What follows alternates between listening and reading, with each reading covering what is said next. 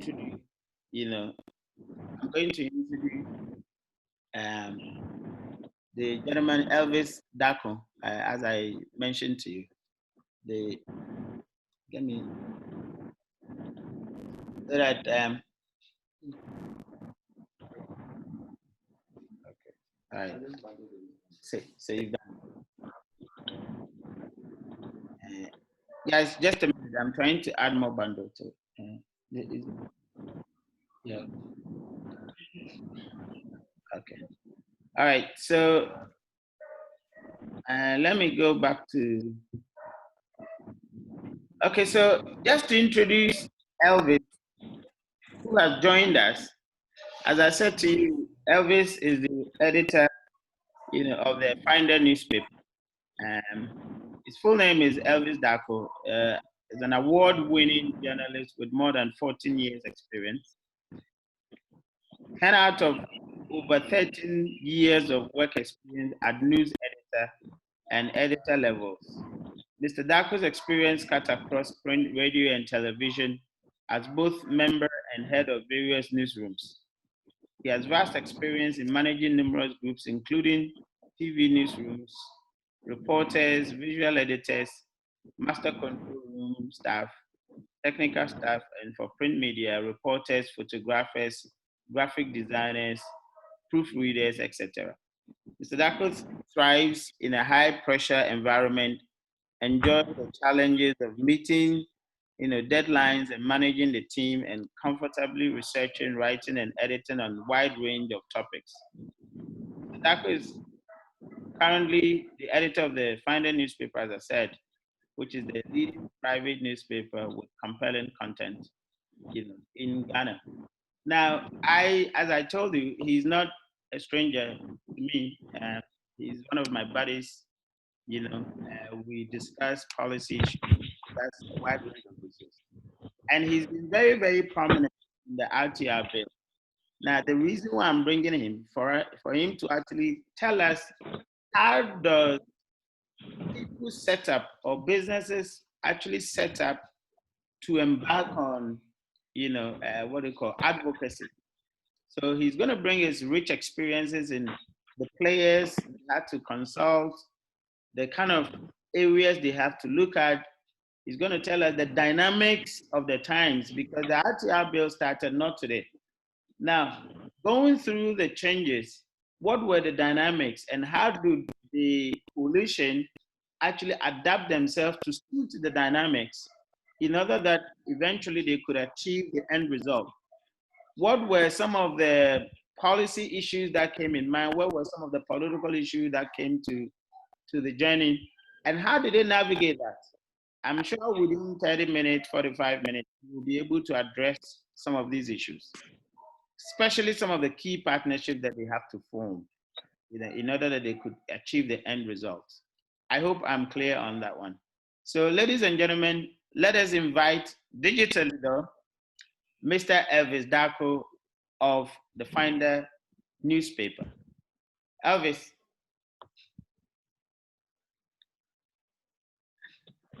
Thank you very much. Please, can you hear me? Yes, we can hear you. Loud and clear.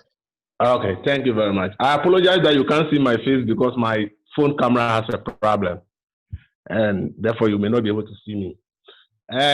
Briefly put, the RTI coalition is about 20 years old. The effort to pass the RTI bill is about 20 years old. And the beginning started from the Institute of Economic Affairs, which drafted the first copy of what we expected to be an RTI bill. And from that point, various organizations that believe in RTI came together to form the coalition called the RTI Coalition. And the secretariat is situated at the Commonwealth Human Rights Initiative Office in Accra. A lot has been done for many, many years, and we were all expectant that this law would have been passed. The media was very important player in the whole affairs, as DJ is part of the RTI coalition. But as somehow 2 years ago, it came out that it appears it's going to be very difficult for politicians to pass the law because there appears to be some divisions among members of parliament and the politicians themselves. Some really don't want the law to be passed, others want it passed. So the coalition actually became like somehow tired because of all the work they have done. If it's anything at all, this law shall be passed. In fact, in the history of Ghana's parliament, this law happens to be the law that has lasted longer, that has never been passed. So at one of their annual meetings to review their operations, which was funded by the Star Ghana, it came out that it appears the media, even though GJ is part of the RCR coalition, the media push for the passage is not that strong because the media will always wait for the coalition to do something before a story will be published. And once a story is published, one or two issues are raised and that ends it. And they have to wait for another opportunity. So then the idea came as to how best can we push for the passage of the bill. So then it was suggested that we try and see what the media can do. So a colleague of mine called Susanni Obodai Wentum, he hosts the morning show on Unique FM from GBC. So he called me and said, look, this then I think that we can do something, but I believe that people like you can share good ideas as to how we can do it. So we quickly organized a meeting and we arrived at the decision that, look, if we want to sit back and just be writing stories, this law may not be passed. And therefore, the media must become an active agent in the whole process. And we must now be at the forefront to push for it. So then we decided that, okay, since the coalition itself has done a lot in the past and their name has become like normal in the ears of the people, we have formed what to call the Media Coalition on RCI. And our objective is to make sure that the law gets passed. So we agreed and we started and we decided that we just have some few people elected as interim executives to start steering the affairs of the organization for us to see what to do. So when the agreement was reached, we decided, okay, let's look at the stakeholders available. We contacted the coalition and they were able to give us names of members of parliament who are for the bill and some MPs who are against the bill. So they gave us a general idea. So the decision was that let's confront those that are against the bill, then let's lobby those that are for the bill. Meanwhile, we ourselves will initiate various actions that will bring public attention to the issue and put pressure on Parliament to pass the bill into law. So once we're lobbying those who are for the bill, we're also confronting and countering those who oppose the bill. So once that was going on, we decided that no, we have to do some actions ourselves. Now it comes to resources. Where are we going to get resources to do these things? Because we are just a newly formed organization to help push for the law. But we don't have any resources to rely on. So we wanted to do a first press conference to get the country to know that this is what is happening, where the media stands now. Unfortunately, even to get a venue, we need to pay for it. And there was no money. So we had to get into contact with some of the members of the RTR coalition. And fortunately, the Media Foundation for West Africa decided to help us take the cost of the venue for the press conference and provide us some few T-shirts that we can give to the public. Then we had that press conference announce our presence. The coalition at this point was not really actively involved. They wanted to see what we could do. So after a week or two, they realized that on a daily basis, we have put the issue at the forefront of every discussion in Ghana in the media space. And politicians were becoming very uncomfortable with how things are going. So the coalition itself also decided that they're going to join forces with us to be able to push for this bill. So we also became a bigger coalition as part of the general RTI coalition. And the decision was taken that we should look at the law itself again because people were raising certain issues. So we have to do a review of the law again. So a technical committee was put together, including the likes of lawyer Samson Ladianini is Ankuma, Dr. Kojo Asante of CDG, and other people. All of them there were about 8 or 9 members put together to look at the law again and see what we can do. And quickly, that was done. And once that has been done, we realized that some MPs have decided to be making comments that are against the law. So what we did was to also counter them. Anytime we deliberately will interview them on their position of the law, we actually confront them on the position of the law. And when they make a comment, then the coalition replies to them why we think that the position that they are holding are not tenable. It became a confrontation with some of them, like the likes of Katie Amon. It became really a confrontation. So then we're able to put such people under control, and then we kept pushing. So it got to a point we said, look, if we don't go on the streets, nobody will know what is, many people will not know. So we decided to hold what we call a street distribution of leaflets about RTI. We did that on 2 occasions, and we were able to distribute a lot of these RTI leaflets to people. So with the bigger coalition now, we're everywhere, and we're pushing. We're going to have meetings with the head of the committee that is working on the law and putting our position, asking them what they are doing.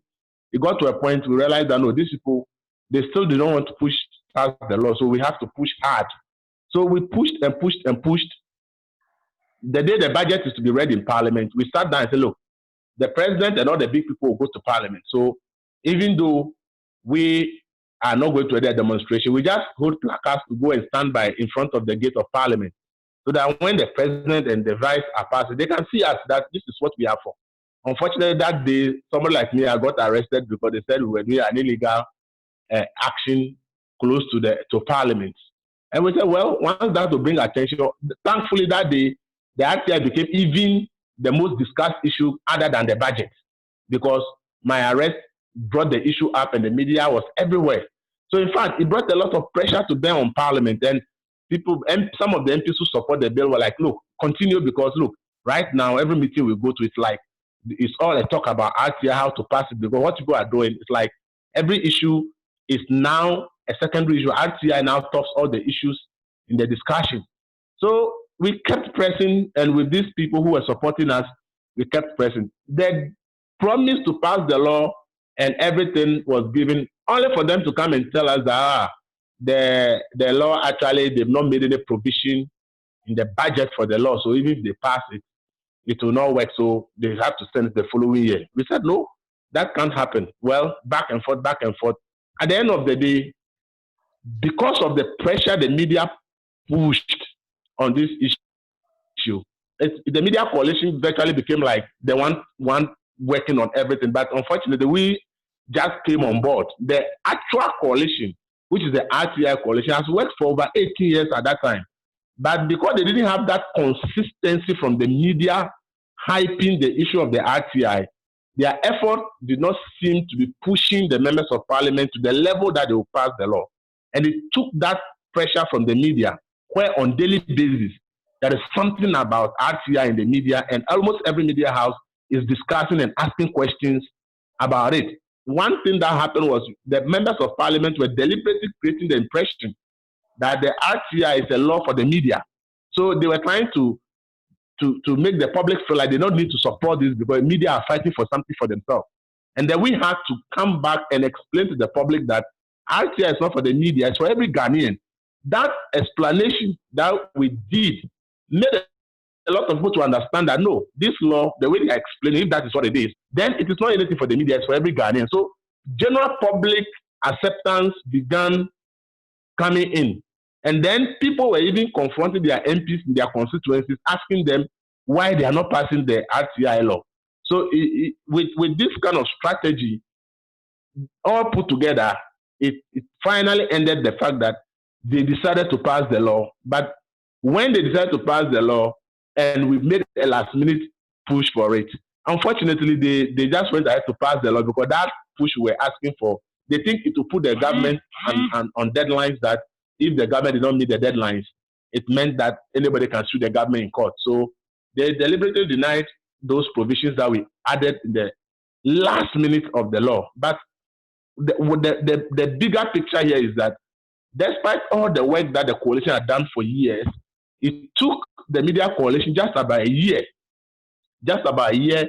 to consistently put the issue in the media space for the people, the parliamentarians to pass this law. And for me, that is something I think that people who are campaigning for a lot of things need to take some cue from. That if you're able to build an effective and collaborative approach with the media that can make sure that an issue is always in the media space, it puts pressure on the politicians to act. But when you are doing a campaign and you really need public support, but then you don't have that effective collaboration with the media, I think that it makes it difficult for politicians to react and act on what you are asking for. And for me, this is the lesson I think that the media coalition and what we have done has brought on board. And I believe that social actors and people who are embarking on campaigns need to recognize the fact that you want to do a campaign, but the question is who will be there to be pushing for that campaign consistently for the actors to act. I think when I joined, a lady was talking about certain things at workplaces.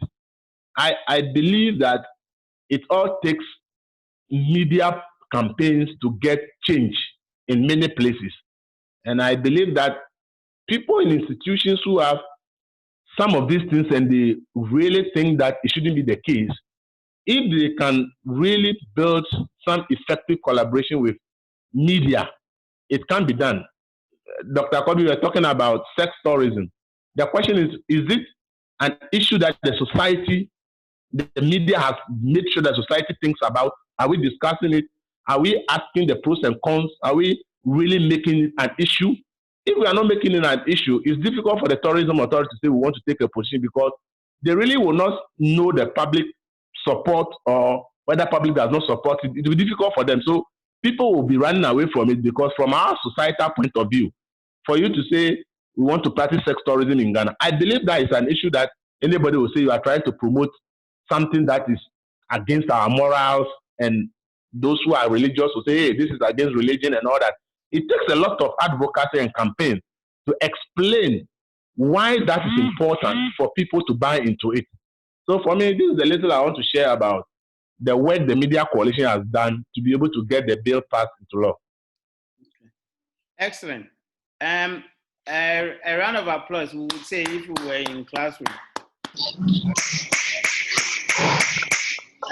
I think that this is one of the most crisp lecture I've ever had. Short, but has almost everything in it. And someone actually sent a message to say that he's got more than a full scalp notes on advocacy already. In fact, I myself, I've been writing, and the things that I've got, Elvis, you have no idea. Amazing. Great job. Thanks so much for that. Thank you very much. Now, if anybody wants to ask any questions. Exactly. Now the questions are going to be flowing. And okay, no problem. Yao has his hands on. Yao. Oh, okay, Elvis, thank you so much. In fact, I started following the press conferences that were happening. I was like, what are these people talking about? But thank you for putting Ghanaians first. Now, my question is, traditional media, print, radio, TV, and then the social media. Yeah. We were talking about the importance of media. In Ghana now, they are becoming kingmakers because what they put out there is what people listen to. So which one? Because a lot of the young people now prefer social media to print media. And I know the traditional media houses are shifting to social media. So what is your take on that one for the media? Thank you. Oh, you have to find, you must put together a fine balance. See, I've always said we need to do a certain study on social media in Ghana, which we haven't done. What really do people go online to look for? But you have done. I've said this because, see, I'm an avid follower of social media because I'm a journalist. I need to know what is happening. Two things I realized. If the issue has a political angle, NDC and NPP will debate it so the numbers will be high. If the issue is about simple things to make fun and tease people, it's there. But when you are talking about policy issues that you want to change or have an impact on, it becomes difficult to get a lot of support on social media, because most people on social media will just want to follow simple things. So I've always cited an example. If you're in a group, even on a WhatsApp group or you're on a Facebook page, if you post an article that is more than 5 sentences long, a lot of the members of the group may ask you, who do you want to read this? Why do you post this long thing here? We are not here for thesis.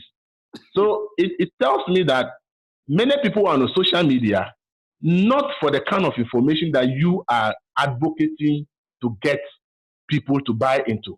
They are onto social media because they want to have fun, simple conversations and things, watch videos and all that. Few people will go on social media really to look for content that they believe changes perspective on issues. That is what I have observed. Can I take something in so that you continue? Even in this COVID-19 era, is that still the issue? Yeah, hold on. Well, COVID-19 issue, you can see now, people are doing politics with it. So people are doing politics with it. Those who really want to go to social media to get the real information, they are not there to look for real information. I am a part of a group that is, they say Coronavirus Update Ghana. I've been posting the Ghana figures. I'll go and pick the world figures and things and post there. I'll post all these things. You realize that few comments will come. But then when there's a comment by a minister or somebody, then you see the argument starts on that one. So the actual information they should be getting and educating themselves on, I've realized that in that particular group, many people are really not interested in getting the actual information to educate themselves, but to castigate somebody for doing the right thing or doing the wrong thing becomes the priority of many people. And I don't think that if you want to get information, your focus should rather be on castigating who has done the right thing or wrong. I think that, first of all, you need to get the facts of the matter. Based on the facts of the matter, whatever somebody posts, you can say, I think this post did not really reflect what should be the case. But when you see people taking antagonistic position because of some comment somebody has made, for me, it takes away the real issue of the information you need about social media. I always have the point. We are about 11,000 cases in Ghana. True. But if you look at the dynamics, how many people are dead? 48. If 48 are dead out of 11,000, even if you compare to global figures around the world, that is a very good figure to say 48 people are dead out of 11,000. If you do the comparative analysis globally, you realize that many countries that have had higher figures, the death rates were very high.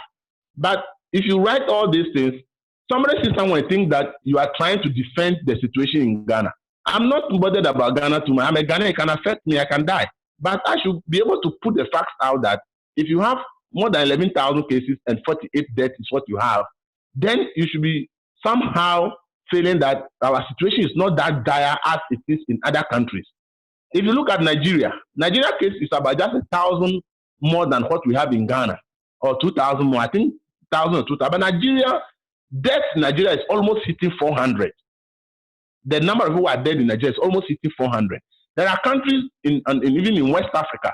If you look at their numbers, some are less than 1,000. Some have cases less than 1,000, but you see 20, 23 people or 25 people dead. So when you are doing a comparative analysis of death, because my position is that if you are sick, the prayer is that you don't die. We all just pray that whichever sickness you have, you don't die, you recover and come home. That is the prayer of everybody. So if we are analyzing the rising figures, let's also analyze the deaths in addition and see whether we are recording more deaths. If we are recording more deaths, then we should be afraid. Single life loss is a very devastating thing. But then if you have a country with less than 1,000 people having coronavirus and they have 20 deaths, and you have 11,000 cases and your death is less than 50, obviously you may say that we may be doing something right. What are we doing right? So, but these kind of arguments, you don't really find on social media. But they only wait for somebody to come and make a comment. Oh, the cases are going up. The government has failed. Oh, this and that. The opposition has said, why should they say? Opposition person said, bodies will litter the streets. Why? I don't think that is the kind of information we should be seeking on social media. Yeah, I think the point is fantastically made. We have quite a number of hands up. So okay. That one, and yeah, great job. Nana Kwesi, next.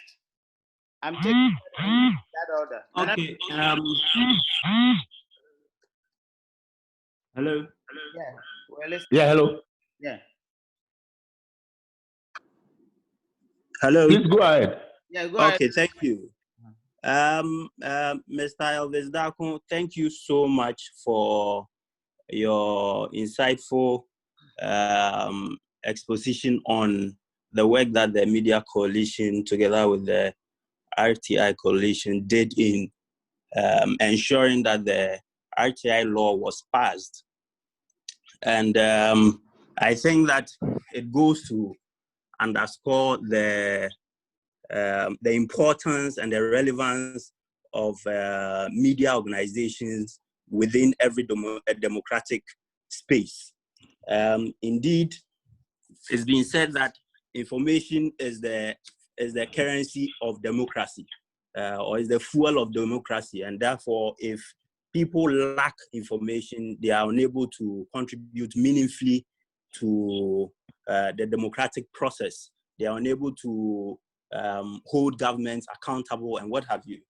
Now, I just want to add that perhaps throughout the 20 years or so that the coalition was pushing for the passage of this law, it would have been helpful to have explored the legal avenues which were available then. I say this because, for me, I don't know if you've heard about the Buzz Branding case, which is the Smarties case. Yes, I heard it. I followed it. Okay, the Buzz Branding case, I did the Buzz Branding case. Okay. And before the Buzz Branding case, I didn't know about the coalition for the RTI coalition. I only got to know about the RTI coalition after the Buzz Branding case. And you recall that in that case, the judge who has now passed on, Anthony Yeboah, did underscore the fact that because the Attorney General came to court with the defense that without the passage of an RTI law, Article 21(1)(f) of the Constitution was ineffective, and that it vests no rights in Ghanaians or citizens, for that matter, to access information. And the Buzz Branding case. Your questions short so that everybody will have the opportunity to ask questions. Certainly. And the judge made a point, an emphatic point, that you need not rely on the RTI legislation, which was yet to have to be passed by Parliament before citizens can enjoy the right to information. But all in all, I think that it's a fantastic work that the coalition did, and good job on that. And I think also that looking at the prevailing circumstances, government and Parliament, for that matter, didn't have any choice, coupled with the pressure coming from the coalition to pass the law. Because also at the time, Ghana, which had signed onto the SDGs, under SDG 16, was obliged to pass an RTI law. And in July 2019, that was last year, there was going to be a high-level political forum meeting at the UN on this. And Ghana was supposed to report on the steps it had taken to pass the law. And so it would have been so embarrassing for Parliament and this country within the international community, because many countries were passing these laws, leaving Ghana behind. And we claim to be a beacon of democracy when you come to Africa. So it would have been so embarrassing. So fantastic job once again, and then kudos. Keep up the fight. It is not yet over, because I know that the implementation process, as it stands, the commission, the board or the commission which is supposed to have been set up under the law has not yet been set up. So it is important that the coalition continues to ensure that the law becomes fully operational. Thank you. Thank you. So that was a little response. Okay. I agree with you that we didn't really need the RTI law to access information. That the Constitution is clear about. What the Constitution did not do is the modalities as to how to get the information. The challenge in the system was that, and including for the media, was that if you choose the path of using that act to go to court and get information, you will. But you see, court processes comes with cost. And the ordinary Ghanaian who wants to apply for information, can the person afford that cost? And that was why the RTI was needed. I can tell you that many media houses in Ghana today cannot apply for information going through the court to get information because of the cost associated with legal matters. So you see, the cost of going to court became like a hurdle for many people, including media houses, to access information. So we knew very well that the 21 gave you that opportunity. But the truth is that in reality, because of court costs and other issues, it's difficult for many people to go to court. So that's why the RTI was needed, that will make the cost the barest minimum. Currently, you are only paying for the cost of reproducing the information.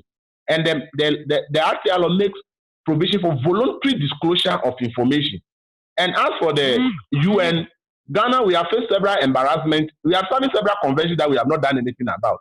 So without the pressure, I can tell you that Ghana will not do anything. In fact, disability law has been there for the past 10 years, and there's no ally. Even the RTI now, as you have said, apart from the commission, we don't have an ally. And it's another fight we are going to fight for. By the time we're going to pass the law, we wanted it put in the law that government should be given a time frame to be able to develop and pass the LI for government to set up the commission. We wanted those things put in the law, but then the politicians rejected it, that it will tie government's hand, and if government fails to do it within the stipulated time, anybody can go and sue government. So they rejected the timeline. So as for our politicians, when they are doing things, if you don't push to a certain limit, you're not going to get results. Okay, excellent. Thank you. Now, Faisal, you put your hand down. Okay, so now we have PD. PD Ampon, yeah. Yes, sir. Please, a quick one. Yeah. In Mr. Elvis' introduction, you mentioned they had some financial challenges. I want to find out from him how they were able to solve that financial challenge. Did they get any funding from anywhere, and what was the interest of those? MFWA came to their aid. Apart from that, after that, the bigger RTI coalition came to join forces with us. So that we have institutions like Commonwealth Human Rights Initiative, Star Ghana, and other institutions among that coalition, which have some funding. So they actually supported our work throughout in terms of funding. If you see us holding T-shirts, placards, leaflets, all those things were printed by these organizations for us. That is how come we're able to do those things. Okay, excellent. Now, Gideon. Okay. PD, So please, just a quick one. No. Yes, just a quick one. Because there are quite a number of hands. So we'll come back to you. Gideon. Okay, all right. Gideon, let's listen to you. Okay. Good morning, Doc. My question to Elvis. He mentioned people do not take time to read because they post things that are important and then they are very lengthy, and so just after 5 or so lines, they tend not to read, and then we'll be asking why this long messages. Would it not be prudent, or would it not be prudent if we should be focusing on the main issue? So, for instance, if there's an agenda they would want to push, instead of having a long list or a lengthy information, can't we take the salient points and then be bulleting them one at a time? Like maybe once a while you push this there, you put this, and at least it will be catchy to get the attention of everyone rather than these long messages that people usually do not read. Actually, in relation to communication style of how to push, essential stuff. But anyway, Elvis, do you want to say something? Yeah, I think it's a fantastic advice. See, it's not everything you can just bullet. For instance, let me get the RTI law. Even the framework, why you need an RTI law, to be able to explain it to somebody. Even if you bullet it, the person still will ask, what does this mean? So you see, sometimes if we want information, it's good for us to actually get the right information. In fact, I see that probably maybe literacy levels in Ghana may be low, that may be accountable. That is my view anyway. Because even journalists, people who are on air, even on very respectable radio stations, that you expect to even have a certain understanding of RTI, sometimes during the campaign, when you hear certain arguments they make, you obviously realize that this person does not even understand the issues. Then ask yourself, if that person at that level even has little understanding of the issues, then you need to be able to have time and explain the things to the person in detail. And if you explain things in detail, bulleting it and explain the details, definitely there will be some mix up somewhere. So sometimes, if it's a campaign, if it's something that you really want to get people to understand, it's good to give them the full information. And giving full information, bulleting it, I don't know how easy it will be, but it all depends upon a smart way of finding how to put the information out there. But I think that it's important sometimes to read lengthy things to get a better grasp of the issue. Okay, excellent. Elliot, then we'll come to Daniel and then we'll come to Linda. Elliot. Yes, good morning, Doc. Good morning, Elliot. Doc, my question to Elvis will be, I read that he said from the beginning they had, let's say 18 years, then the media coalition came in, then almost 1.5 years that had this bill passed. Mm-hmm. Now, there's this worrying trend that I get to see that in most media houses, and if, let me say, from their end, we have an agenda to push with the national interest. We don't pick out the right people to put, let's say, on certain platforms to have discussions, informed discussions, to give the citizens or the ordinary Ghanaian that interest to follow the cases. Now, what we have is that media houses now turn around, go back to politicians and pick them up, put them on platforms and have them debate. To some extent, some of these politicians don't have the know-how, or they don't even know anything about it, but just they go there as communicators for their parties and decide to talk about anything. In that case, you lose most of these people who are really interested in the case, because now it tends to become political. Media, and fast forward, media now tends back to say that we are making the issue political. In the first place, didn't the media houses or these people, media practitioners, invite these politicians to make them feel that they own whatever situation that or whatever issue that is being attacked? Doesn't that affect whatever advocacy which is being peddled or which is being pushed in the national interest? Yeah. Oh, you are very right in your point. You see, in communication school, we are taught that the media should set the agenda for the public to follow. In the current scheme of things, if you follow the narrative, it's like the society is now setting the agenda for the media to follow. So there are some media houses who will even go to social media to see what issue is trending. And the thing, because society is discussing that should be the issue they should also discuss. But that is where we come to the point of what national interest is different from what is the interest of the people. National interest is different from what interests people. Okay. What interests people may not necessarily be national interest. So when the media, which is currently seems to be the situation, is allowing what interests the people to dominate media space, then it means that what interests the people is taking over the position of national interest. But in reality, the media should set the agenda of what is national interest for society to follow. So your point is clear. Most media houses today will tell you that they tried doing programs to bring just pure experts, no politicians, yet their following was very small or next to nothing. But because Ghana is somehow politically divided between NDC and NPP, if you want the listenership or the readership or followership, just bring NDC and NPP, and they will follow their people, and they give you the listenership or the viewership. So the media space in Ghana currently, truth of the matter is that we seem to be discussing what interests the people, or we are setting agenda around what interests the people than the national interest. And that is a complex issue we can't discuss it, because first of all, it comes with who are the owners of the media, what is the ownership of the media. You want to talk about the capacity of the practitioners. You want to talk about even the practitioners, what is their remuneration to motivate them to do what is the interest of the nation. So it's a complex discussion I'm sure we can't do here, but if you have time, I think we can have some one-on-one discussion on that. Most All right. definitely. I'll be very grateful. Good response. Daniel, you're next, and then Linda. Hello. It's been good following the discussion. I have two questions. One, you mentioned that you have gotten some support from some members of parliament or some people in parliament. I want to know, is this number encouraging for you? Is this support encouraging for you? Because we can all see the politicians are on one side, they don't want this bill to be passed.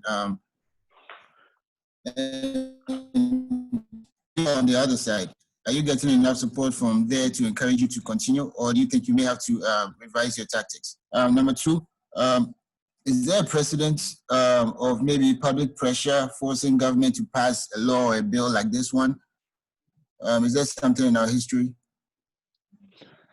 I think various campaigns, let me start with the second. The various campaigns have put pressure on government to pass many bills in this country. But what we did with Media Coalition, I think this is the first of its kind when media, let me use the word, ganged up to say that this law is the interest of the nation and therefore whatever happens, we must all fight for it to be passed. I think for the first time in what I can recall, I think the first time media really unanimously decided that as for this issue, we must all push for it to be passed. There was no qualms anywhere. There was no division anywhere. Almost every media house, media practitioner we spoke to was in support. And for me, that I think is something that is unique. In terms of support of the members of parliament, well, it turns out that quite a number really actually did want this law because the fear is that, one, this law may be used to seek information of things that have happened even in the past. And if they have some cobwebs hidden somewhere, some fear it may come up. And others also believe that there shouldn't be that openness of government information or public information to the media just like that. So the support for members of the only thing that helped us was that the chairman of the committee that was really in charge of this law actually supports this law. So having the chairman of the committee as somebody who believes in the law was very helpful. So a lot of the things we wanted done, when we go and discuss, you realize that he also shares similar sentiments with us. And therefore, when he goes to the committee, he's able to push those suggestions that we are putting forward. And I believe that that was very instrumental in the passage of the law. Having the chairman of the committee also being somebody who believes in RTI was very instrumental. Excellent. Good point. All right. So Linda, please, your turn. Okay, Elvis, thank you very much for the points made, and I must also commend you for the good job done. My question is a bit practical. I mean, we're studying about entrepreneurship here, and this is actually business advocacy. So my question is that it appears the media is usually aligned to the government in power. And so if you try to push an agenda and it appears that it would affect the government in a negative way, you would be sidelined as a business person. Could it be that you were effective because you're a media person? And for a lay person who is not in the media, if you have an agenda and you still want to push it, how do you go about it so that at the end of the day, your business is not affected? Thank you. Well, first of all, for an individual business to push an agenda is something that you find a lot of headaches because government is such a huge institution. So if you're an individual business trying to push an agenda, it's going to be a very difficult thing for you to achieve. Same way, if one single individual media decides to push an agenda, it doesn't get the kind of traction it will get if a number of media houses decide to push a similar agenda. So first of all, as a business, you are not the only business that is into that area of work. You need to look for businesses and have some form of an alliance, some form of an associate, some form of a group.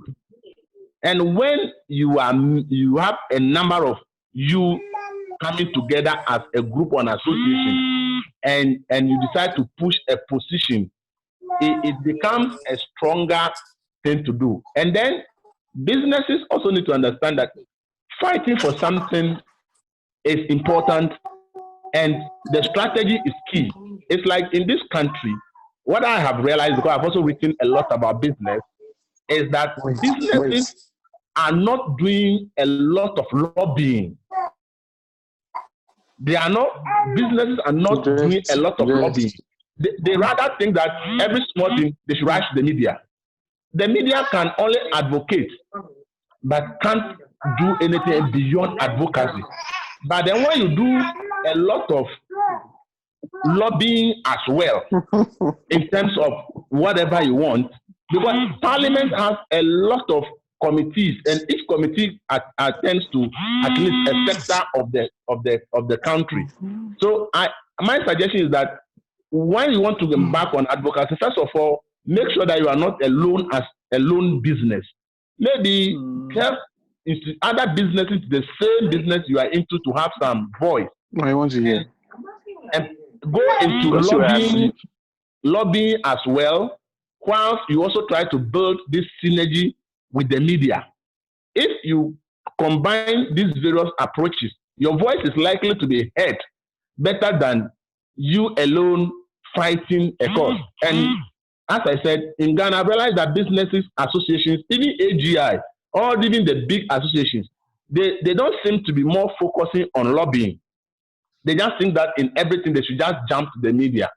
I think that you should have to combine various strategies rather than just jumping to the media. And for me, I think that these are some of the things businesses need to critically look at. How well they can develop lobbying skills. Do they have to have an association that will even employ a professional lobbyist that they pay to do their work for them, whilst the media and other stakeholders are also brought on board at the same time? But if you focus only on the media, we are advocacy institutions. We will say it, but the people who are supposed to actually take the decision are the decision makers. And sometimes it takes an additional lobbying of those people in addition to what the media is doing for you to get the results. So I would advise that the strategy should be multiple, not just me alone as an organization. I want to go and fight for this, and then you start. I think that the forces out there are huge, and they will really push you out. Okay, good point. Now, Linda, I think the question that you asked, I have to come in a little bit before I then allow other people to ask their questions. I think the crucial point that you asked, the question that you asked, is that, you see, what our businesses fail to do, which Elvis has actually said about, it's about unison in sector, all right, the sector mobilization and the strategic application of their CSR, budget. Now, most businesses, especially the CSR angles, because those managers who occupy the CSR spaces do not actually apprise themselves with what we call the macro environmental issues. A lot of business people, when you ask them about the topical socio-political issue going on right now in this country, they have no clue. All right. Now, if that is the case, how is it then that you're able to make a very compelling case to your sector in order that you can say, we want this particular policy passed because it will help production, etc. And usually when you're advocating or when you're articulating advocacy issues, you are actually looking at what we call the democratic dividends, all right? In democracy, you have a deliberative democracy, elective democracy, you have a dividend democracy.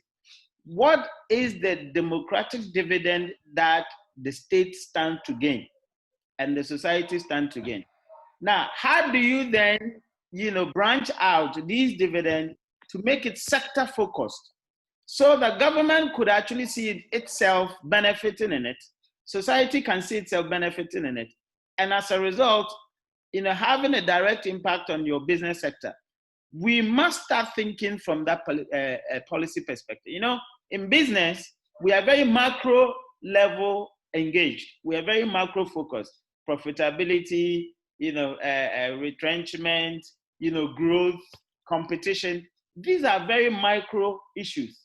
When it comes to the higher calling level issues, the higher, policy issues like macro level issues, unemployment, what do you call community, decadence, for example, teenage pregnancy. These are issues that business don't hear, but these are issues that would actually put you on the advocacy, pedal that could make you win the campaigns and make you win the debates, the policy discussions, etc. If you don't apprise yourself with some of these issues, forget it. And so, just like Elvis said, for businesses to really be efficient and effective in advocacy, some of you in the CSR positions and in the positions of corporate law, etc., must start following the conversation, the social conversation, not only profitability. And that's why this course is very crucial for you guys. And we are looking at that. So these are some of the issues. When we start discussing the course, we would come to appreciate and we can actually discuss. All right, good job. Now, let's see, what, Faisal, okay, before Faisal, you raised your hand and then you put your hand down. So I think Nawaz before Yakubu and then Faisal. Nawaz. Yeah, thank you, Doc. I just wanted to add up to what Elvis was saying. I have had the opportunity to work with the coalition and the Commonwealth Initiative Office. I was part of those who did the piloting to go and try and seek for information from government institutions. All I'm trying to say is that, like Elvis said earlier on, passing of this law is in the hands of the politicians. I was part of a panel of with Samson Ladi and the guy at Senyo Husi, Manasi Azuri, and we spoke about this thing, and even Professor Karkari, he was also there. Yeah, we've done a whole lot of work going to seek for information from government institutions and the kind of responses that they gave. We even invited some of them to our meeting later on. And you could see that the whole thing is about fear for the public to know the kind of activities that they do over there. You go there to seek for information and they ask you that, what do you need the information for? Where are you coming from? And even if you show them your ID card to even tell them that, oh, you are so and so, they'll just look at you and tell you that you should go and bring an official letter. I was given the assignment to pose as a researcher. I'm a student and I need information for research. I came to the University of Ghana, went to the Tertiary Council, went to LAGMA, and even went to LECMA, some of the municipal assemblies. And you ask them for information and they ask you that, what do you need it for? You tell them that you need it for research. They will tell you they can't give it to you. You need to go to your school or a higher authority to give you a letter before they can give you the information. So it all boils down to the politicians. I think they are not ready to let the public know every information about whatever they do in government. All right, good job. Thanks so much. And Faisal, it's your turn.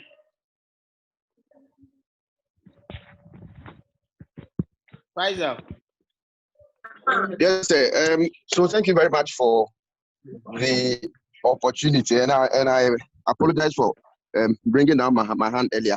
The question I had then was answered by Elvis, so I thought there was no need for me to ask. Now, more to the point now. Now, there are two clear cases that I want to cite. One with, and in view of the fact that this course we are doing is business advocacy and the government relations. So I'm going to think in a certain mindset that, so let's say I work with a private institution or a private company where we need a law or something to be passed or some policy to be changed in order to inure to our commercial interests. Very important for us to note that our commercial interest. Now, there was a law in 2012 that was passed regarding the mandatory toll levy. I think it was a very good, as far as a businessman's point of view is concerned, lobbying that was done that got Parliament to amend the LI to allow for a particular company to provide the mandatory towing services across the country. And if you're going to review or renew your licenses, you were made to pay, even though eventually the government had to. It's also had to do with the recently amended customs law that has banned the importation of salvage cars into Ghana. That was also passed mainly to allow for the local manufacturing of cars to take place, because the business or the investors had said they only come in if they know the market is very fertile. Now, in view of the skills and the experiences of Elvis, I want him to advise me as somebody who will be lobbying on behalf of a private business, how to use skills that he's acquired and experience that he has to effect changes in policies and laws that will know to the commercial interest of my business that I will work with. Thank you very much. Before Elvis come in, it ties into what Linda was actually talking about. And let me make the observation before Elvis come in. Now, when business is actually promoting a course, or when business is actually lobbying for a change in policy, first of all, what business must understand is that immediately you bring in your commercial interest, you've lost the battle when it comes to government. Not even if it's going to give the government $100 million a year, $100 million a year. Because remember, the public policy is not about profitability or is not about economic alone.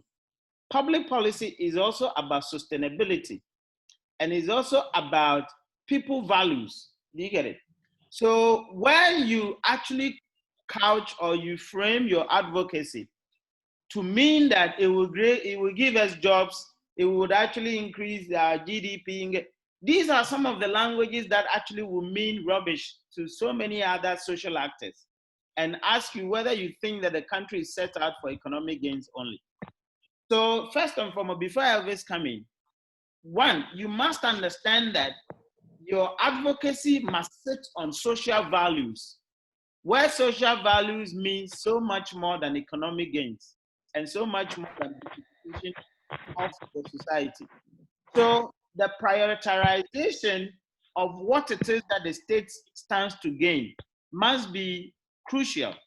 And then, of course, the partners that you're actually drawing in terms of supporting your advocacy, and then the other things that perhaps you can actually talk about. So I'll leave it to Elvis to answer that question. But first and foremost, make sure that the advocacy sits on social values, but not economic. Sometimes we make a mistake. We think that, yes, it's giving these numbers and therefore society should support. It doesn't work that way. All right, thanks. Elvis, please come in. The very moment you start with economic value, you've lost the battle. Because you see, people that will question that you are just in for profit and not for any social good. So profit should not even be the issue at all. Look at the social good you want to achieve and really emphasize that. If you are a business, you want to do advocacy, you want a law passed, if you go directly, it may be helpful. But if there is a civil society organization that has credibility and they work in that area, if you can partner them, explain to them why that law to be passed, and the civil society organization now will start the advocacy. Once you as a company will do the lobbying, I think it will be helpful to you. But you as a company want to do it all alone, sometimes will take you a longer time and you may really struggle. Because what a civil society person can say, the kind of argument civil society can make, sometimes as a business, it's not in your favor to make those arguments.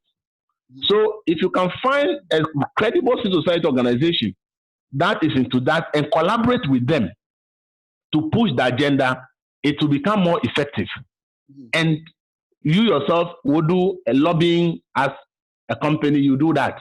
So every multinational company has somebody they call manager for government relations.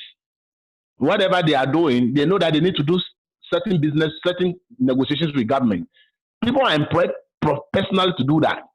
So you need to look at these options and really take advantage of them. Yeah. The toll levy you talked about, the social good was what they should have really emphasized. That law is not only in Ghana, but see, the only problem with it in Ghana is they are telling me to pay for a service that I have not received. That means that efficiency is going to be a problem, because I'm going to pay once I go for my DVLA renewal of roadworthy. Meanwhile, for the next 3 years, my car has not had a problem. Why don't you prove that you can do it efficiently and say it is when you offer me service that I pay? If it's made that mandatorily, wherever your car breaks down, the towing car will come for it and you pay for the charge. Even the cost of the charge may not be an issue. But when you make it mandatory and you restrict it to one company, then people suspect that there's something went on behind doors for you to do such a law. So for me, that law was a good one. By restricting it to one company and also making people pay for a service that has not been rendered to them was the problem. It's happened elsewhere. There are countries where even ambulance service is paid based on service that they render. They give you deliverables. If you are called, you have to reach there within this number of minutes to be able to claim your money. So you have the deliverables to meet. If you're able to meet it, you get paid. So you see, sometimes when businesses are lobbying for some of these things, as you said, because they are so much focused on the profit margin, they want to put in certain things that at the end of the day, the public will rise again. And that's what happened in the toll issue. If the toll is to be mandatory once your car breaks down, nobody can stop it. But when you say that I should pay for it when you have not even rendered a service to me, it becomes problematic. Why charge me for something that you have not rendered a service to me? And why restrict it to one company when there are numerous other towing companies in the system? So you see, that these two raise a little issue, but if they had made it, the toll is compulsory. Wherever your car breaks down, the toll company will come and pick your car and you pay so much, people will pay. In the US, if it is traffic offense, you commit and your car, you refuse to go and pay, and the period elapsed, they put a boot on your car. It means that wherever the car is found, they should seize it. There are towing companies that have been given that job. Once the court gives an order that this car should be towed, wherever they find you, they tow the car, preserve it in their shop, and when you come to pay for the court cost, you are now going to pay for the cost of towing, and then the number of days that they preserve, you pay for each of the days. That is paying for a service rendered. You don't pay upfront. So that was the problem with that particular law. So sometimes when businesses go with profit motive, they go and lobby and get the politician to put in the law. And when it comes out, people can point and say, no, this does not offer value for money. And then the law that is passed has a problem. Then the government will be forced to withdraw the law or not implement it. So you see, the profit motive shouldn't be your focus. It should be about social good. That law was to make sure that accidents that are caused by broken down vehicles are reduced or eliminated. And when we look at the figures of accidents within January to May now, 909 people are killed just from road accidents. And you want to do a thing like that, where your focus is on social good and the framing of the law provides value for money, nobody will stop that. And you also end up making your profit at the end of the day. Good point. Now, let me add something to the point. And Faisal, as I was actually saying earlier, strategic CSR is not what our people actually look at. Majority of our companies are doing CSR every day, just throwing away money, just for visibility, but they are not aiming and targeting their CSR towards growth. So one of the things that most multinationals, and especially when you go to England and America, companies do is that they identify partner CSOs, just as Elvis was talking about. They identify partner CSOs whom for the next 10 years, they feel that these people are within their domain of growth. So these partner CSOs are funded by these corporations. And that's why in the US, you hear CSOs or NGOs being sponsored by corporate firms. They are not charities. Corporate firms don't give their money just like that. But they look at their strategic growth for the next 10 years or the next 20 years. They look at their innovative plans. They look at their market entries, and they target certain CSOs for sponsorship because they know that they would need them for advocacy at some point in time. So how are you actually plugging your CSR budget is very crucial. In our country, what we see is that company A, and they will bring media and they will do fine for hey, and they say they've done CSR, and they put it there, just creating unnecessary litter of visibility on our spaces without necessarily channeling the money you are an NGO, you go, maybe you deal in protection of forest, you go to a corporate firm for sponsorship and they say, oh, we don't sponsor forest. But that's a very simplistic thing to do. Is that forestry or the afforestation agenda that this NGO actually embarking on, does that fall within your growth strategy? If it is, you put them in your books and you start actually funding them without anybody knowing that you are funding them. And most of these funds, they actually come as, what you call discrete monies to these NGOs. So that when the NGO now has a cause to fight, people would not say you are fighting because of Shell, or you are fighting because of Zoomline, or you are fighting because of this. So those monies actually goes to these causes as discrete funds, but they are very much for strategic reasons. We don't have that in our corporate firms. They are just unnecessarily littering around, shown on TV, on radio, for nothing. No strategic reason. And these are some of the things that you probably have to start thinking about. How do you strategically plug your CSR budget for long-term purposes? Is one of the things that you have to actually look at. Let me add. Yeah. As you have just said, for instance, there's this group called Comfort. It's in Africa. Some is in Ghana. MasterCard Foundation is in US. But they sponsor Comfort across board to support girls who have dropped out of school. Their focus is to promote female education, especially underprivileged. So MasterCard is not in itself going to do any corporate CSR project, but they channel their resources through Comfort to do whatever CSR they believe in. But as you said rightly, Ghana, most companies don't see the need to channel their resources through such organizations. Also probably because maybe the NGOs in Ghana may not have that kind of credibility. So that conversation needs to be had. How can we build civil society groups that are credible by supporting them financially? And therefore, if at a point we need their support, they will also be there for us. Excellent. Thank you. Yao, your hands is up. Yes, sir. I have two important questions. There's one word that keeps repeating: lobby. Mm-hmm. What is the role of lobbyists? I mean, in the Western world, you have a lot of these people, but isn't that the route to market for government business? You need a lobbyist who can speak the terminology, who can posture your offering to government in the right terms. And isn't it always because there's a commercial gain behind? Now, the second question is, these lobbyists, aren't they against RTI? Their operations, doesn't it fight against RTI? And do the people themselves in Ghana need that information? Do people want to have that information? That is the second question. Okay.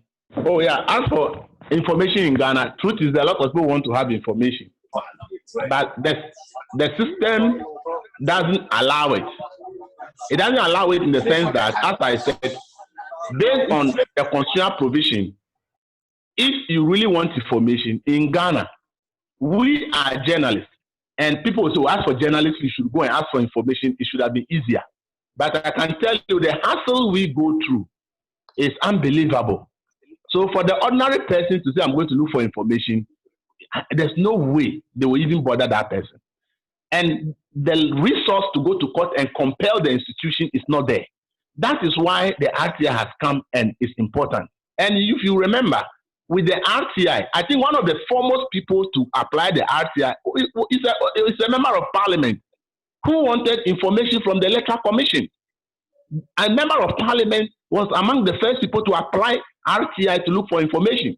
So it tells you that even they who are in parliament, who are members of parliament, some of them who were against the law, knew that with such a law, they could easily get access to information. So if a member of parliament is among those who actually used RTI from the onset, it tells you the difficulty an ordinary person will have if that person wants to have information. So I think for the people asking for information or needing information is just crucial. On the issue of lobbying, the problem in Ghana is that we have no legislation on lobbying. We have no as a country, we have not passed any legislation to formally accept lobbying and the legislation to regulate how lobbying should be done. That is the problem. But if you talk to corporates and even state institutions, they will tell you that if they want even certain legislation amended or passed, they need to go and see the parliamentary committee on that. Sometimes they ask them that take us to Senchi resort for 5 days or for 3 days for the weekend. And the corporate institution needs to take that cost, including public institutions.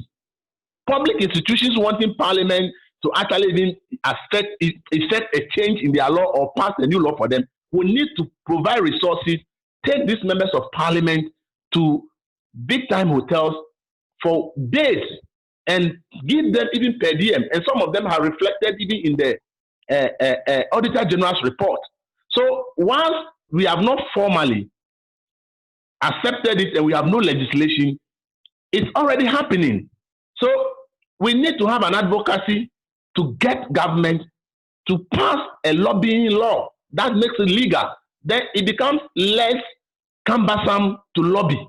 So that is what. But as for lobbying in Ghana, it's already in place, and that's not even only private, but even if state institutions want changes in their law, they need to lobby the various committees in parliament to be able to get that done. So in effect, it's already happening. We need to legislate it and make it legal. That is what is left.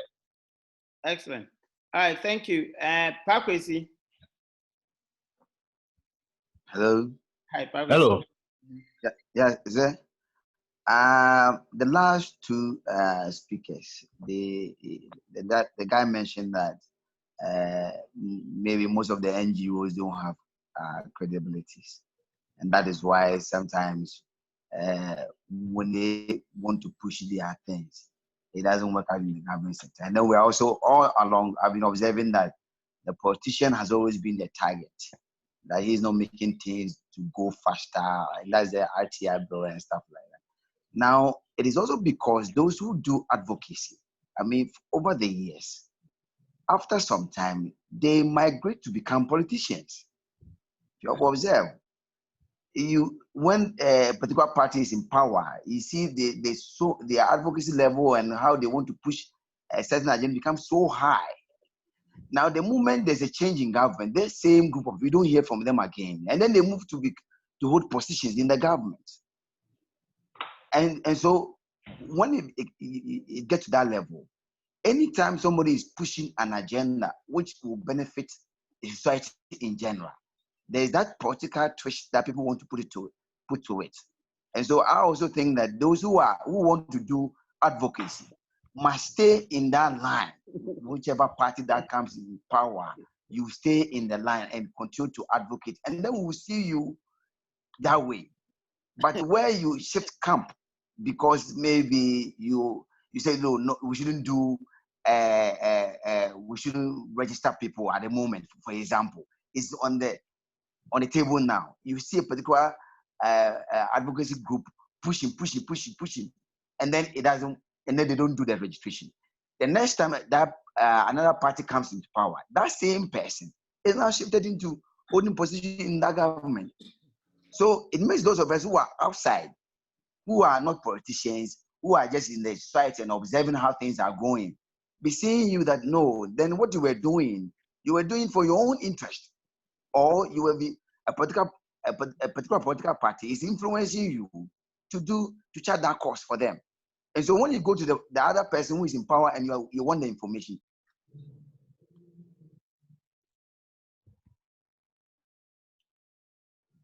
Hello, Papa. You should go back to bring his what do you call it? ID card and stuff like that. So the advocacy people must continue to maintain whatever they have decided to chart that course and not shift camp. Okay, Pakwesi, thanks for your Hello. Yeah, before. Okay, let me say something. You see, there's a difference between an individual and an organization. Mm-hmm. You see, Greenpeace, they are for the environment. sometimes people may move from Greenpeace to become politicians because they think that the politicians are not listening to them.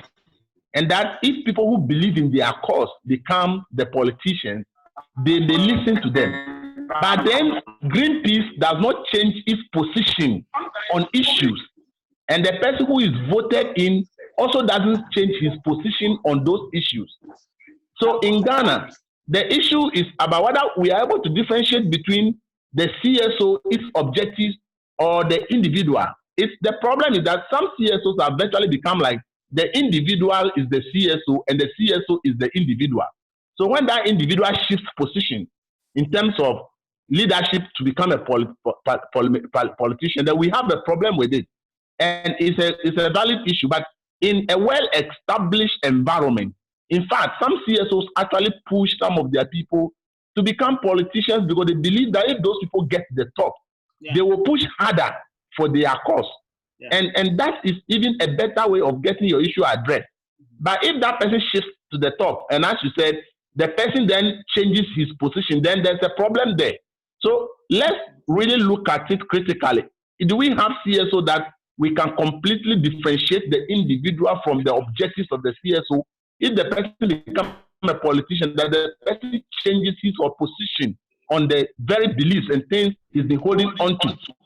You see, so these are the issues that we have. That is, for instance, let's take the issue of Kelny GVG and this monitoring platform. In opposition, people who actually said what Suba was doing, NCA can do it, are today in government, and the same people rather support another company to come and do the same thing. It creates a conflict. Because the question is, when you were in opposition, we believed in the same thing, we fought for it. How come now you are in government? Exactly. The very thing we said should not be done, it's still happening, and you are in government and you are not speaking against it. Then that becomes a conflicted position. So people leaving CSO to government, it's about what they do when they are in the government. Do they change their positions, or they still stick to their position to fight for what they were doing once they were with the CSO? If the person has not changed position and continue to fight for that cause, then you don't have any conflict there. But when the person all of a sudden changes position based on what he was doing in the CSO because he's now a politician, then that conflict then arises. Okay. But typical of it, it's a follow-up. No, a follow-up. Wait. Yes. Yeah. It's Gideon. No, Gideon. Yeah. Gideon, are you there? Yeah, I'm here. Mm-hmm. All right. So my question is a bit linked to what Pakwesi said. Mm-hmm.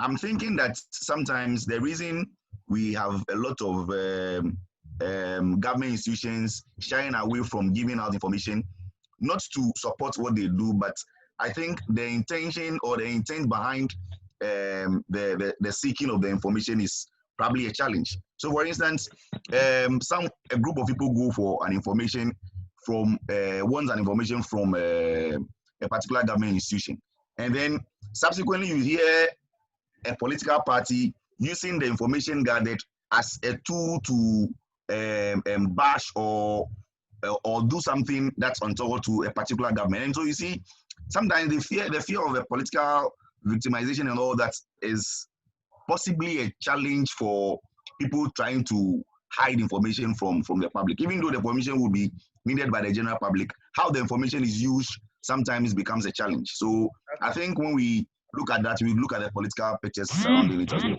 Okay, excellent. Now, guys, let us... My brother, political, you see, the information has been generated by the taxpayers' money.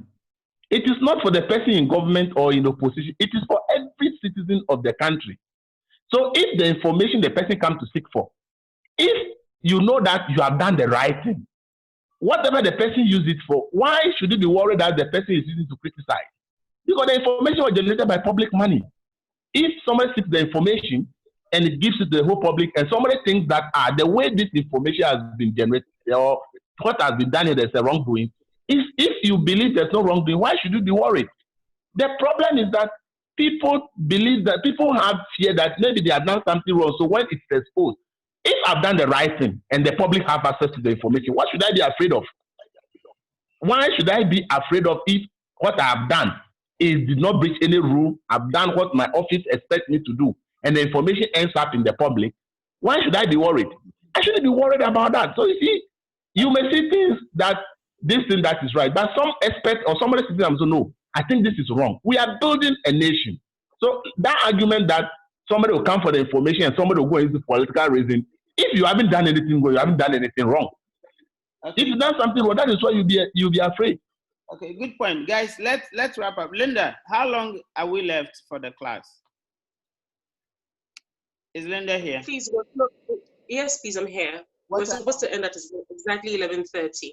Okay, good. So let's wrap up now. Elvis, before you go, now from what guys, this is the note. There's no note anyway. This is all the notes we're doing. So from Elvis, from what we have discussed, and yes. I'm going to summarize some of the few things that Elvis has actually highlighted, and throughout this conversation, it's come up. And one of the points that Elvis highlighted is about the preparation. You know, what must you expect to put together, you know, if we have to actually embark on, you know, a campaign. And from Elvis's, you know, submissions, we hear about resources, all right? We talked about resources. So it means that you must predetermine what resources do you need. Earlier on, they thought the writings will be enough, i.e. the media writings, but they realized that, look here, if there must be only reports, you know, in the papers and that's it, it wouldn't be enough. So they have to actually rally around other resources that could actually sustain them long term. So you are looking at resource mobilization or resource identification and mobilization. You've got to actually name what kind of resources do you need and where would you get those resources from? For how long could those resources last? You need to actually identify that. You need to crucially identify partners. And when Elvis spoke about, you know, the many partners that you realize that there were institutional partners and there were individual partners. All right. And even amongst the institutional partners, there were individual partners within the institution. So you realize that within an institution, the people, the partners were even divided, all right, within an institution. Although there were institutions that are, quote unquote, partners to their coalition, there were certain partners within the institution who were also, you know, not actually on the side of the coalition. So they had to actually do what we call encirclement, right? Please, you know, meet you. So are you guys following me? So they had to actually encircle some partners who are not for and some partners who are for, and then make sure that they could actually strategize against those who are against, in order that they could actually put some of the issues out there. But the next thing that Elvis actually talked about is about information and misinformation. You see, sometimes we actually, you know, sort of have this misguided understanding that, oh, this is good for everybody. Why would people stand against? Not everything is good for everybody. The way we perceive value and the way people appreciate value and then actually look at value linking to their interests are completely different. So those people who perceive those values that you see differently will misinform. And those who see them in the line of the way you see it would actually inform from their position. So you've got to look at information and misinformation and how to manage these information, you know, going forward. Of course, crucially, public mood and public perception have come into play throughout this conversation. What is the public mood and what is the public perception towards your advocacy campaign? And that actually deals with timing as well, because at some point the timing was right. So one of the questions I was even going to ask, why should something called RTI, which inherently it looks like it's good, take 20 years? And in those early years, why didn't it pass? It means that sometimes the dynamics of time could have an impact on your campaign, to the extent that the campaign may not even be compelling today, but tomorrow it may be compelling. And it means that you must actually look at your time frame and ask yourself the critical question, how long will this journey take? And whether you have the wherewithal to sustain the campaign for how long it's going to take. And that's why you have institutional framework. In business, you know that the policies are there. If manager A comes and goes, manager B must actually continue the fight. But the conversation is crucial. Where have we gotten to? Who are our partners? From the 20 years, I'm sure there were those who were partners to the ITI coalition and then ITI Media Coalition, who were no longer partners again. Now, if those people come out on board and those go out of board, how do you do the replacement? And what is the new replacement? Does the new replacement offer the same kind of bite as the old replacement? You must actually identify with some of these things and then put together. So these are some of the things that I've actually come across from what Elvis had put. But most crucially is that where is the social value? Where is the social value?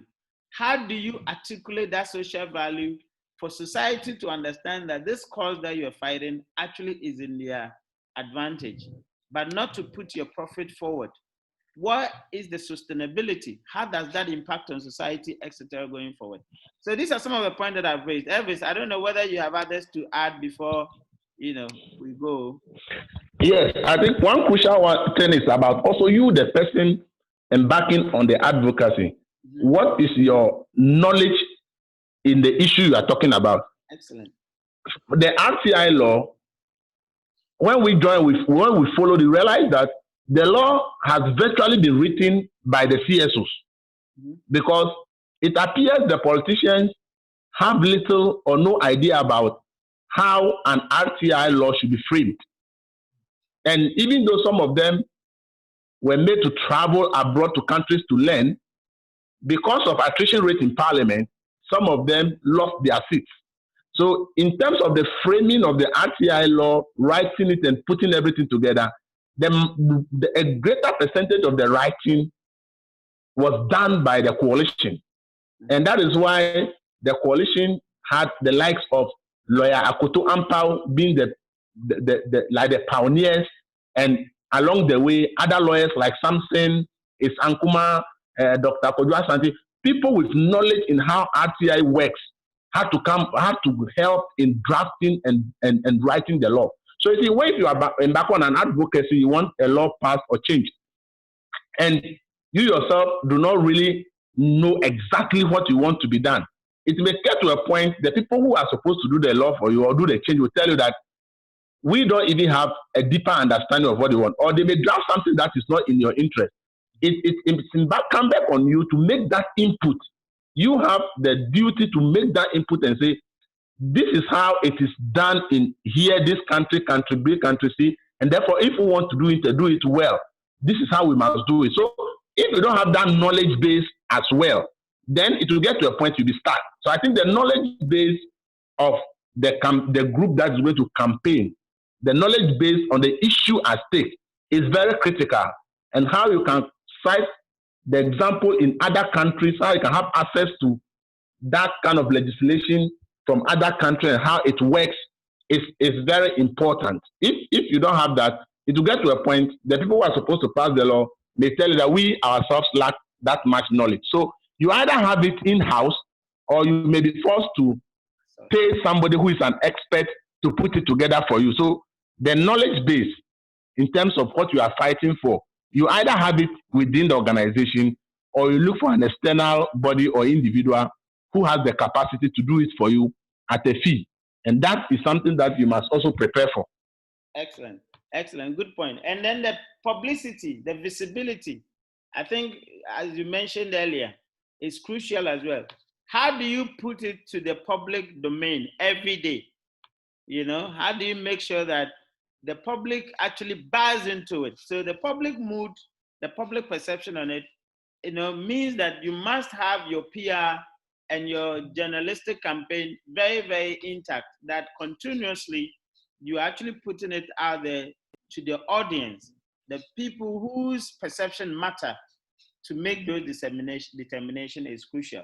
And I think that will be your communication strategy. That's right. It's an advocacy, so every advocacy must have an effective communication strategy, because if you do all the work and you don't have an effective communication strategy, you may not be able to get the backing of the public that you want. So it always has to go with an effective communication strategy. Excellent, excellent. Guys, I think we've been fulfilled. Linda, you have something to say? Yes, my very last question. So I'm asking about the issue of lobbying again. Now, in their business ethics, and so we have had issues like people carrying, a bag of money to Parliament to lobby for a particular, agenda, and all of that. How are we able to ensure that the issue of ethics are kept in lobbying for a particular agenda? Okay. Well, that's what I say. The challenge in Ghana now is the lack of the law on lobbying. So since there is no law on lobbying, how to do it becomes the problem. It becomes a big problem. So what some have done is to develop a friendship with key people that they think are power brokers, who they use to get their issues to the right quarters. So not everybody carries money to go and lobby people. Some really develop a certain relationship with certain individuals. The person may not even be in government, but maybe an influential person in a political party, that when you have an issue and you are able to convince that person, the person also has people he can convince for them to help you out. So it's true, because there is no law on lobbying in Ghana. As I said, the allegations you have made is all right. And aside that, we have read in the Auditor General's report, where even public institutions say that they had paid per diems to members of parliamentary committees just for them to sit on their drafted laws or amendments that they are required. These are some of the things that have reflected in Auditor General's report. So obviously it tells you that even a public institution approaching Parliament, which is also another public institution, they have to go by a certain way, by taking the MPs to Century Resort or Aqua Safari or somewhere for 3 days over the weekend and feed them, pay their hotel bills and give them per diem for them to be able to sit on a law or an amendment of another public institution. So if public institutions are even going to this extent, it tells you that if you are coming from the private sector, probably you may have to do more than that. But these things are happening because there is no legislation on lobbying in Ghana. So people sit down and try to come up with their own ways of how they think they can get these things done. So it's a challenge over there. Once the legislation does not exist, then the modalities and strategies to use have become something that individual institutions and groups are determining. And that is where the loophole is. And that is why, as a country, we should be able to fight for that law that will make lobbying legal. Therefore, then the parameters would have been properly spelled out. So when you are going into it, you know that this is how I have to go about that. Currently, it doesn't have any structure because there's no legislation about on it. So individuals, institutions, groups, and others find their own way of doing it. Some of them, obviously, will breach the ethics, as you have said. Excellent. Yeah, good point. Now, Linda, let me add that just as Elvis said, because there is no policy, for you as an individual person or in an organization, you must defer to two areas of action. One, your internal policy guidelines. What does your company or what is your company's position on that? And that could actually bring you to potentially two conflicts as well. For one, if your organization is a multinational but sits in Accra, sometimes the local dynamics actually makes it difficult for you to know how to proceed. But I would always say that look at the mother company. What is the mother company's policy positions on how to actually lobby? And what are the mechanisms that you have to put in place to make sure that happens? If your company is like the British ones and American ones, where brown envelopes are aboard, and you know that when it comes to the public domain, and where public domain not necessarily mean that in the media, but when your bosses get to hear, you could be fired. Of course, you want to actually look at that position. Secondly, you want to also look at the broader context of social values. To what extent do you think that a particular action, where there are no rules of engagement within your firm or a broader policy positions, how do you approach that? Of course, that is also up to your level of ethical appreciation. Sometimes some managers will tell you their positions on some of these things, and as a result will influence their behavior. Others too would actually seek the good out of it, i.e. the outcome. The question is, does that add to my KPIs?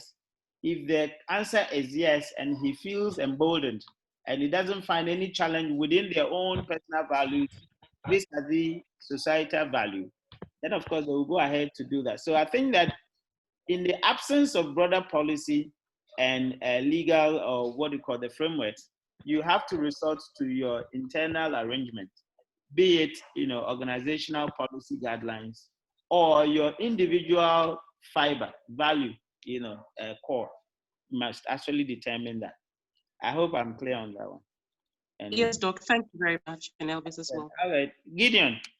Let me add something small there. Okay. See, some organizations also sit down and identify key stakeholders they will need from time to time.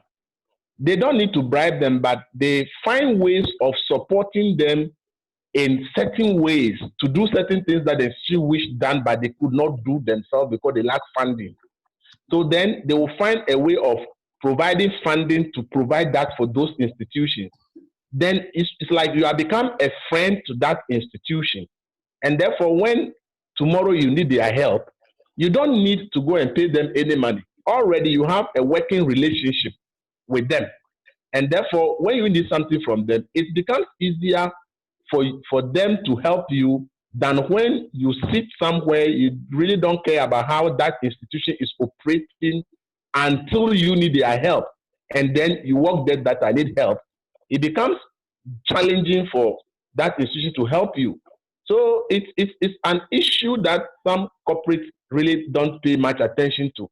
If you need parliament, and that is something that some people have not paid attention, but there are institutions that will say, oh, we will do this for parliament, we do this for parliament, we do this for this institution. It's just helping them in a way, but in the future, in case you need their support, it's easier for you to ask for it and easier for you to get it than to go and send your CSR just somewhere and then later you say you need their help. Because seriously, for Ghana, for instance, a lot of public institutions, they need a whole lot of support. Somebody needs 10 computers in their office, they can't get. Somebody needs just maybe a washing basin somewhere, they can't find. They say it's a public institution, they are not generating revenue, so they live within their budget. Their budget is run out. Some of them, their buildings are so dirty, they can't paint it. All these things, institutions that believe that they will need the help of those issues from time to time, could devote part of their CSR to say, we are painting these people they are building. We are providing the institution computers. You find out their needs. And at the time that you don't need their help, at the time that you don't need them to do anything for you, you support their operations. If in the future you need their support, getting it will be easier than sitting back and not caring about the challenges such institutions are going through, and one day pop up there and say, I need your support to have this done or that done. It will become more difficult for you at that point. Excellent. That's why we're talking about targeting of your CSR. So if you are using a CSO and the CSO knows that this institution needs support, the CSO is the one that is going to support that institution, not you directly. You get my point. So the CSO knows that in the future you may need this institution or that in your life. So once you are finding the CSO and the CSO is supporting that institution, if tomorrow you need that support and the CSO is advocating that, it is easier for that institution to buy into the idea because they already have a working relation with that CSO. So I think the strategies need to be expanded, and people should be looking at various options. Mm-hmm. Excellent, good point. Now we have only 4 minutes. Nana Kwesi, come in because you have spoken once. Then we have Yao and then Pakwesi, then we are done. Yeah, Nana Kwesi, come in. Hello? Nana Kwesi, or you've deferred your, okay. No, I'm here, Doc, I'm here. Okay, let's hear it. We were just having a side conversation on the issue of lobbying. There's feed. Can you hear me? Yeah, we can hear you, but there's control the feed. So we were just having a side conversation on the matter, on the subject of lobbying and the fact that there needs to be legislation on that. And I was saying that, I was making the point that any such legislation on lobbying should be within the spirit of full transparency, such that both the person who is seeking the lobbying services as well as the person who is acting as a lobbyist should be compelled to disclose the nature of the engagement. And that is to say, you've engaged me to lobby for ABC, this is how much you are paying me and all of that. Excellent. And I gave the example of the fact that over 3 governments, included beginning from the Mills government, the Kufuor government to the Mills government, and then the recent Mahama government, all entered into lobby contracts with a lobbyist firm in the US, among other things relating to the acquisition of the Millennium Challenge Compact, all those things. And that information was not made public here in Ghana, but because in the US, the lobby firms were compelled to disclose that information, the information relating to those contracts were made public in the US. And that was how we could get information on that lobby contract. So any lobby legislation should aim at full transparency. And I think that way, it doesn't matter who is getting rich or whatever, so long as you are doing it well and you are doing it ethically, I think there shouldn't be any problem with that. Thank you. Good point. Yeah. Pakwesi. I agree 100%. Mm-hmm. Excellent. Pakwesi, and then, yeah, then we are done. Yeah. Hello, Doc. Yeah, Pakwesi, go on. Okay. Yes, Doc. Okay. Doc, I'm also saying that the people who are doing advocacy must build capacity. Mm-hmm. You know, if you want to go and if you are looking for information, or if you are going to lobby for something and you have not built yourself, you have not built capacity in terms of knowledge base, in terms of things that you need to go to that person, he's likely to influence you.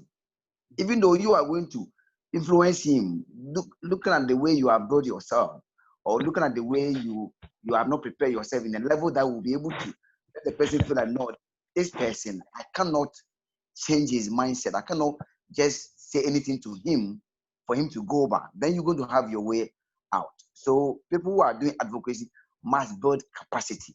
Excellent. With the way, and then secondly too, they must.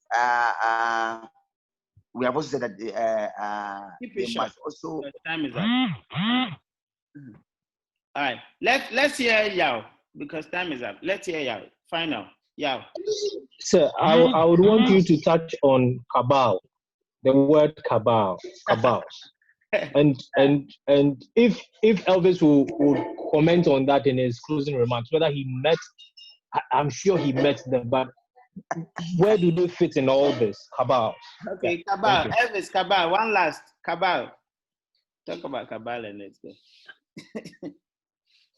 As for cabal, it depends on how you look at it. But I see it as it's a people who are fighting for their interest.